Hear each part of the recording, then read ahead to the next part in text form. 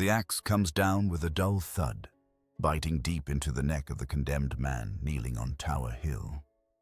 But the blade stops halfway through bone and sinew, lodging there as blood pours across the scaffold. The victim's body convulses, his hands clawing at the wooden platform as a terrible, gurgling scream escapes his throat. The crowd falls silent, horrified, as the executioner, a stocky man with calloused hands, wipes sweat from his brow and raises the axe again. This is not a clean death. This is not swift justice. This is the handiwork of Jack Ketch, England's most notorious executioner, turning what should be moments into an eternity of agony. Between 1663 and 1686, Jack Ketch wielded the headsman's axe for the English crown, but his name became synonymous with something far more sinister than royal justice. While executioners were meant to be instruments of the state's mercy, delivering swift, clean deaths to those condemned, Ketch transformed the scaffold into a theater of prolonged suffering. His victims, many of them nobles and political prisoners, found themselves at the mercy of a man whose incompetence was matched only by what many believed was his deliberate cruelty. The medical reality of Ketch's botched executions was horrifying beyond imagination. A properly executed beheading severs the spinal cord instantly, causing immediate unconsciousness as blood pressure drops catastrophically. But when the axe fails to complete its work, when it strikes bone instead of finding the narrow gap between vertebrae, the condemned remains conscious, aware, and in excruciating pain. The jugular veins may be severed, causing massive bleeding, while the victim's heart continues to pump, prolonging their awareness of what's happening to them. In an age without anesthesia or medical understanding of shock, these failed executions became exercises in unintended torture. What made Ketch's legacy particularly chilling was the growing suspicion that his failures weren't entirely accidental. Witnesses to his executions began to notice patterns, the way he seemed to relish the crowd's reaction to each botched stroke, the manner in which he would pause between blows, sometimes engaging in conversation with his victims as they bled on the scaffold. Contemporary accounts describe him as a man who had discovered a perverse form of power in his position, transforming England's most solemn legal ritual into something approaching sadistic performance art. The political implications were staggering. Many of Ketch's most notorious victims were men who had fallen from the heights of power, nobles who had once commanded armies, politicians who had shaped England's destiny, religious figures who had influenced the kingdom's spiritual direction. Their suffering under Ketch's axe wasn't just physical torment, it was a systematic degradation designed to strip them of dignity in their final moments. What should have been solemn acknowledgments of royal justice became public spectacles that seemed to mock the very concept of merciful death. But perhaps most disturbing of all was how Jack Ketch's reputation began to reshape public perception of execution itself. His name entered common language as a synonym for death, but a particular kind of death, slow, painful, and delivered by someone who took pleasure in the process. Parents would threaten misbehaving children that Jack Ketch would come for them. His legend grew beyond the man himself, becoming a cultural symbol of how institutional power could be corrupted by individual sadism. The true horror of Jack Ketch's story isn't just in the physical suffering he inflicted, though that was terrible enough.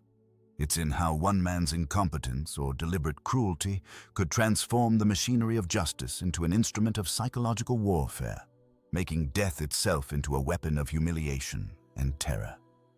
The wood block is slick with blood, the executioner's axe trembles in unsteady hands, and somewhere in the crowd a woman screams as the condemned man's head remains stubbornly attached to his neck after the third failed blow.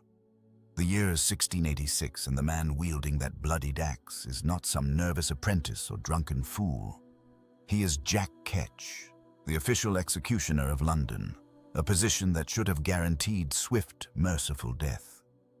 Instead, his name will become synonymous with prolonged agony and spectacular incompetence. But Jack Ketch didn't stumble into this role by accident. His rise to become England's most notorious executioner began in the 1660s, during one of the most volatile periods in English history. The nation was still reeling from the English Civil War and the execution of King Charles I, events that had shattered the traditional order and left the restored monarchy of Charles II perpetually paranoid about rebellion and dissent. In this climate of suspicion and retribution, the position of public executioner became more crucial than ever. The job required not just physical strength, but psychological resilience and technical precision. A skilled executioner could deliver justice with dignity, a single, clean blow that severed the head completely, minimizing suffering while maintaining the solemnity of state punishment. A bungled execution, however, could turn a moment of royal authority into a grotesque spectacle that undermined the crown's legitimacy.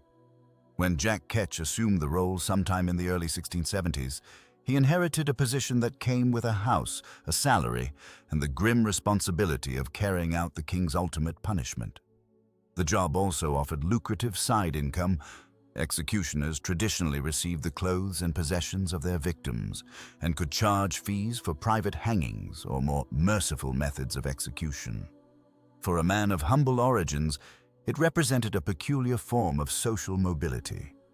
Yet from his earliest recorded executions, disturbing patterns emerged. Where his predecessors had developed reputations for swift professionalism, Ketch seemed to approach each beheading with visible nervousness and technical uncertainty. Witnesses began to notice his hands shaking as he raised the axe, his obvious discomfort with the crowds that gathered to watch, and most alarmingly, his tendency to deliver multiple blows before achieving a clean separation. The political context made these failures particularly damaging. Charles II's reign was marked by constant conspiracies, the Popish plot, the Rye House plot, the Monmouth rebellion, each requiring public executions to demonstrate royal authority. The scaffold became a stage where the crown's power was either reinforced or undermined with each swing of the axe. When Ketch failed to deliver clean, decisive executions, he inadvertently transformed moments of state authority into public relations disasters. Contemporary accounts suggest that Ketch understood his inadequacy but seemed psychologically unable to overcome it. Some historians theorize that he suffered from what we might now recognize as performance anxiety or even a form of occupational trauma. The weight of taking human life, compounded by the public nature of his work and the political significance of his victims, may have created a psychological burden that manifested in physical trembling and hesitation. By the 1680s, as England faced renewed political upheaval, Jack Ketch had become the most feared and reviled man in London, not for his cruelty, but for his incompetence. The very mention of his name could silence a room, not because he was particularly brutal, but because everyone knew that an appointment with Jack Ketch meant the possibility of prolonged, agonizing death. His reputation had transformed from professional executioner to accidental torturer, and the worst was yet to come. The axe falls with a dull thud, but William Russell, Lord Russell, does not die. Instead, he screams as blood pours from the gaping wound across his neck, his head partially severed but still grotesquely attached. The crowd at Lincoln's Inn Fields falls silent in horror as Jack Ketch, England's royal executioner, raises his axe again. It will take 4 more brutal strikes before Russell's ordeal finally ends on July the 21st, 1683. This botched execution transforms Ketch from mere public servant into a figure of national revulsion, a man whose very name becomes synonymous with incompetence and cruelty. The Russell execution exposes the full extent of Ketch's inadequacy. Medical knowledge tells us that a properly executed beheading severs the spinal cord instantly, causing immediate unconsciousness. But Ketch's clumsy technique fails to achieve this merciful swiftness. Contemporary accounts describe Russell attempting to rise after the first blow, his body convulsing as Ketch hacks repeatedly at his neck like a butcher carving meat. The crowd's initial bloodthirst transforms into genuine horror as they witness not swift justice, but prolonged torture. Yet Russell's agony pales beside the disaster that unfolds 2 years later at Tower Hill. James Scott, Duke of Monmouth, illegitimate son of Charles II and leader of a failed rebellion, approaches the scaffold on July 15, 1685, with the dignity befitting royal blood. What follows destroys any remaining semblance of Ketch's professional competence. The first blow strikes Monmouth's shoulder. The second barely penetrates his neck. As the Duke writhes in agony, Ketch delivers 3 more ineffective strikes before finally throwing down his axe in frustration, declaring he cannot finish the job. The crowd erupts in fury. Witnesses report that Ketch stands paralyzed while Monmouth, incredibly, attempts to lift his mutilated head to look at him. Guards force the trembling executioner to complete his grisly work, requiring 2 additional blows before Monmouth's suffering finally ends. The entire butchery takes nearly 10 minutes, an eternity of conscious agony that transforms a political execution into a scene from hell itself. These failures reveal more than mere incompetence. They expose a systematic campaign of psychological warfare against the king's enemies. Some historians suggest Ketch's mistakes were deliberate, ordered cruelty disguised as bungling. Whether intentional or not, the prolonged deaths serve the Crown's purposes by terrorizing potential dissidents. Each botched execution becomes a warning: oppose the king, and you will not die quickly. The medical reality of Ketch's victims' final moments defies imagination. Without the spinal cord's immediate severance, consciousness persists through the initial wounds. Victims experience the full horror of their mutilation, feeling the axe bite into neck muscles, hearing their own blood spattering the scaffold, sensing their heads hanging by threads of tissue. In an age without anesthesia or medical intervention, this torture stretches across minutes that must feel like hours. Contemporary accounts capture the crowd's evolution from eager spectators to horrified witnesses. The anonymous author of The True Account of the Execution of the Duke of Monmouth describes spectators weeping openly, some vomiting at the sight. Even hardened courtiers turn away as Ketch's axe rises and falls repeatedly. The executioner himself appears increasingly unnerved by his failures, his confidence crumbling with each botched stroke.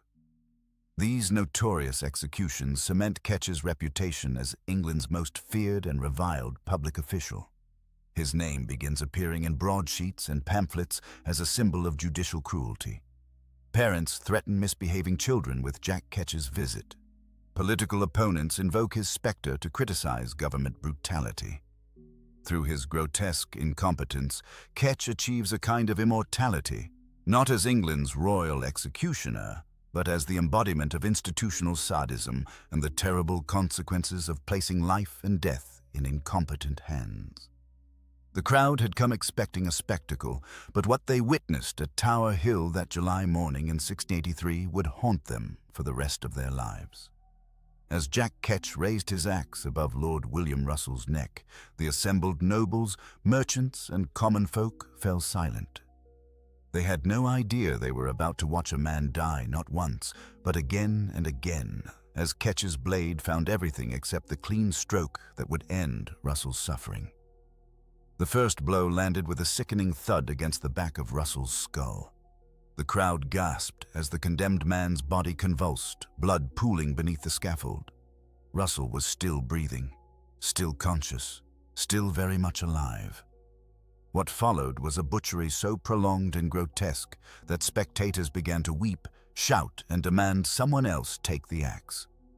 This was the moment Jack Ketch transformed from merely incompetent executioner to something far more sinister in the public mind, a figure of pure terror who seemed to delight in prolonging agony. Pamphlets began circulating within days, describing in lurid detail how Ketch had hacked and sawed at Russell's neck like a clumsy butcher with a dull cleaver. The coffee houses of London buzzed with horrified accounts as witnesses struggled to describe what they had seen. One observer wrote that Ketch appeared to be learning his craft upon the living flesh of gentlemen. When the Duke of Monmouth faced Ketch's axe 2 years later, word had spread throughout London about the executioner's ghastly methods. The crowds that gathered were larger than usual, drawn by a perverse fascination with the horror they knew awaited. They were not disappointed in their darkest expectations. After 5 separate blows failed to sever Monmouth's head, with the Duke still moving and groaning upon the block, the crowd erupted in fury. Shouts of "Murder" and "Butcher" rang across the scaffold as Ketch was forced to complete his grisly work with a knife, sawing through the remaining sinew while the crowd watched in revulsion and rage. The psychological impact of witnessing such prolonged death throes was devastating for those present. In an era when public executions were intended to demonstrate the swift, decisive justice of the crown, Ketch's failures had the opposite effect. Instead of inspiring fear of royal authority, they generated pity for the condemned and rage toward the executioner. Witnesses reported nightmares, with some claiming they could still hear the groans and prayers of Ketch's victims weeks after the executions. The broader population, even those who had not witnessed the executions firsthand, came to view Ketch as a figure of supernatural dread. His name became synonymous with incompetent cruelty, spawning a new term in the English language. Children's puppet shows featuring the character Punch and Judy originally depicted Jack Ketch as a bumbling, sadistic figure of fear. Street ballads mocked him as Jack Ketch the Bungler, while others portrayed him as a demon sent to torment the dying. Perhaps most damaging to the executioner's reputation was the growing belief that his failures were intentional, that he deliberately prolonged suffering for his own twisted pleasure or for political reasons. Rumors spread that he accepted bribes from the condemned's enemies to ensure a particularly agonizing death, or that he was simply too drunk or incompetent to perform his duties properly. The truth mattered less than the perception. Jack Ketch had become the embodiment of systematic cruelty, a man who transformed what should have been swift justice into prolonged torture. His very presence on the scaffold guaranteed that death would come slowly, messily, and with maximum suffering for both victim and witness. The crowd holds its breath as the executioner raises his blade. But instead of the swift, professional stroke they expect, the axe comes down crooked, biting deep into the condemned man's shoulder. Blood sprays across the scaffold as the victim writhes in agony, and a collective gasp rises from the spectators. This wasn't supposed to happen. This was the work of Jack Ketch, and his name would forever embody the nightmare of incompetent brutality. By the 1680s, Ketch's reputation had transformed him from mere executioner into something far more sinister, a living symbol of sadistic bungling. The crowds who gathered at Tower Hill in Tyburn didn't just come to witness justice, they came with a mixture of morbid fascination and genuine dread, knowing that under Ketch's axe, death was rarely swift or merciful. His victims' prolonged suffering became public spectacle, turning what should have been solemn moments of justice into grotesque theater. The psychological impact of Ketch's incompetence rippled far beyond the scaffold. In an era where public execution served as both punishment and deterrent, botched beheadings undermined the entire system's authority. When James Scott, Duke of Monmouth, required 5 agonizing blows to sever his head, witnesses didn't see the majesty of royal justice. They saw a horrifying farce that made martyrs of traitors and turned executioners into objects of public revulsion. The crowd's roar of outrage that day wasn't just horror at the gore, it was fury at a system that could inflict such needless cruelty. Ketch's name began appearing in popular culture with alarming frequency. Puppet shows featured Punch and Judy performances where the protagonist battled Jack Ketch, transforming the real executioner into a folkloric demon. Ballads and broadsides sold on street corners depicted him as a monster who delighted in suffering. Parents threatened misbehaving children that Jack Ketch would come for them. Within a generation, his name had become shorthand for any cruel, incompetent authority figure. A transformation from person to symbol that few historical figures achieve. What made Ketch's legacy so enduring wasn't just his technical failures, but what those failures represented about power and cruelty in Restoration England. His botched executions exposed the thin veneer of civilization that covered state-sanctioned violence. When Russell's head required multiple hacks, when Monmouth's body convulsed through blow after blow, spectators witnessed the raw brutality that lurked beneath legal formality. Ketch became the face of institutionalized sadism, incompetent, unaccountable, and seemingly immune to consequences. The medical reality of his victims' experiences haunts his legacy. Each misdeemed blow meant additional seconds of consciousness, of pain, of terror. The brain remains aware for several seconds after decapitation under ideal circumstances, but Ketch's victims endured far worse. They felt the axe bite into bone, experienced the crushing impact without the release of death, lived through what should have been instant justice transformed into extended torture. Even after his death, Ketch's name refused to fade from public memory. Successive executioners were dubbed Jack Ketch, regardless of their actual names or competence. The term entered common parlance as a synonym for hangman, executioner, and eventually for anyone who wielded authority with cruel incompetence. In literature, journalism, and everyday speech, to call someone a Jack Ketch was to brand them as both brutal and bumbling, the worst possible combination of power and ineptitude. Ketch's transformation into symbol reveals something disturbing about how societies process institutional cruelty. Rather than examining the system that enabled such suffering, the public focused their horror on one man's incompetence. His name became a convenient repository for collective guilt about state-sanctioned violence, allowing society to condemn the executioner while continuing to demand executions. While Jack Ketch struggled with his axe on Tower Hill, across the Channel in France, executioners wielded their blades with surgical precision. Charles-Henri Sanson, the royal executioner of Paris, could sever a head so cleanly that witnesses reported the eyes still blinking moments after the blade fell. When Sanson executed Charlotte Corday in 1793, the cut was so perfect that her severed head allegedly blushed when an assistant slapped her cheek. This was the standard Ketch's contemporaries expected: swift, decisive, merciful death that honored both victim and office. The contrast becomes even starker when examining the hereditary executioner dynasties across Europe. The German Vollstrecker families passed down their craft through generations, treating each execution as a sacred ritual, demanding absolute competence. These men understood that their role carried both tremendous power and solemn responsibility. Johann Reichardt, operating in Bavaria, performed over 3,000 executions without a single botched attempt. His meticulous preparation and technical mastery stood as testaments to professional pride, qualities that seemed entirely foreign to Ketch's approach. Even within England, Ketch's predecessors had maintained far superior reputations. Gregory Brandon, who executed Charles V in 1649, managed to behead a king with such skill that even the monarch's supporters grudgingly acknowledged the efficiency. The political implications were enormous. A clean execution suggested divine approval, while butchery implied uncertainty about divine judgment. Brandon understood this delicate balance between earthly justice and cosmic order. What set Ketch apart wasn't merely incompetence, but his apparent indifference to that incompetence. Professional executioners of his era approached their work with ritualistic solemnity. They requested forgiveness from their victims before proceeding, a tradition that acknowledged the gravity of taking life. They maintained their equipment with religious devotion, sharpening blades and testing mechanisms repeatedly.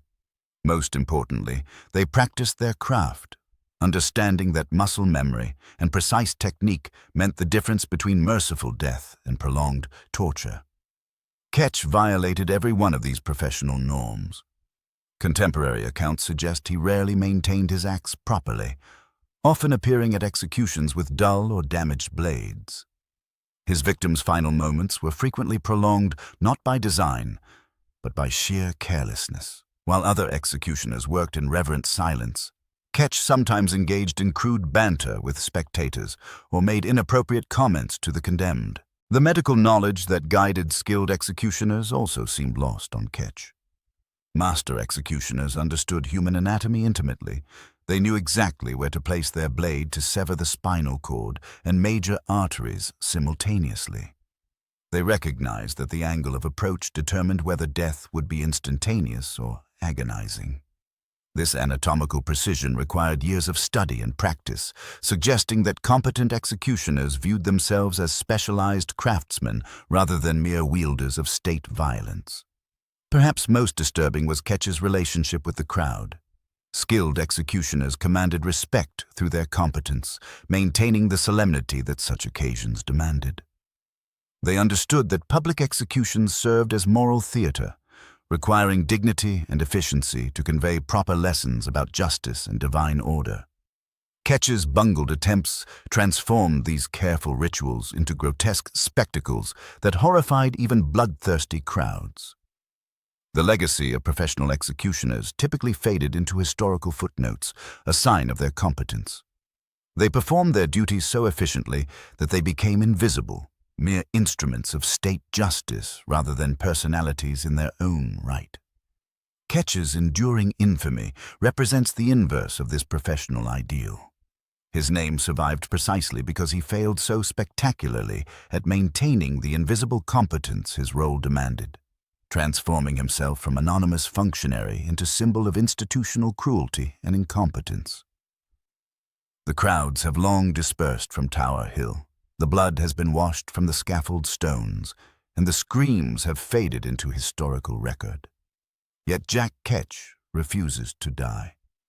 His name, whispered with revulsion for over 3 centuries, has achieved a form of immortality that eluded the nobles he butchered. An eternal association with cruelty, incompetence, and the darkest impulses of state power.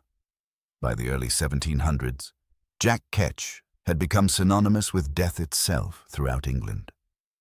Puppet shows featured him as the devil's hangman, delighting children with macabre performances where Ketch finally received his comeuppance. The character evolved into Mr. Punch, the violent puppet who beats his victims with gleeful abandon, a sanitized version of the man who had terrorized London's execution grounds. What had once been genuine horror transformed into dark entertainment, yet the underlying terror remained. The transformation reveals something profoundly unsettling about collective memory. Ketch's incompetence, rather than diminishing his legend, amplified it. A skilled executioner might be forgotten, their efficiency rendering them invisible servants of justice. But Ketch's failures, the multiple blows, the prolonged agony, the theatrical cruelty, seared themselves into public consciousness. He became living proof that the state's ultimate power, the power over life and death, could be wielded by hands both malicious and incompetent. Georgian-era broadsheets and pamphlets kept his memory alive through sensationalized accounts, often embellishing his cruelties with fictional details. By the Victorian period, respectable families owned books featuring old Jack Ketch as a cautionary figure, warning children about the consequences of wickedness. The irony was exquisite. A man who had embodied institutional brutality was transformed into a moral instructor for proper English households. The medical understanding we possess today makes Ketch's legacy even more chilling. We know now what his victims experienced: the neurological cascade of pain signals, the psychological trauma of anticipating repeated blows, the physiological reality of consciousness persisting through botched beheadings. This knowledge transforms historical accounts from mere chronicles of incompetence into documentation of systematic torture disguised as justice. Modern psychology recognizes what 17th-century observers could only sense: that Ketch's failures served a political function. Swift executions might inspire pity or sympathy for the condemned. Prolonged, agonizing deaths sent a different message entirely: that opposing the crown meant not just death, but degradation and suffering beyond imagination. Whether Ketch's incompetence was genuine or calculated becomes irrelevant. The effect remained the same. His name persisted through centuries precisely because it embodied England's complicated relationship with state violence. Even as the nation prided itself on civilization and justice, the memory of Jack Ketch lurked in the collective unconscious, a reminder that respectability and brutality could coexist, that institutions designed to protect order could become instruments of cruelty. Today, Jack Ketch appears in historical novels, academic studies, and cultural analyses of execution practices. His legacy forces uncomfortable questions about the nature of justice, the psychology of punishment, and the thin line between legal process and sanctioned torture. He represents the executioner not as a neutral instrument of law, but as a human being capable of sadism, incompetence, and the abuse of ultimate power. Perhaps most disturbing of all, Jack Ketch's immortality in popular memory suggests a cultural fascination with institutional cruelty that transcends historical periods. His name endures because he represents something timeless and terrifying. The moment when the machinery of justice becomes indistinguishable from the machinery of torture, operated by hands that may be either malicious or simply catastrophically inadequate. 3 centuries after Jack Ketch fumbled his final execution, his shadow still falls across modern debates about capital punishment.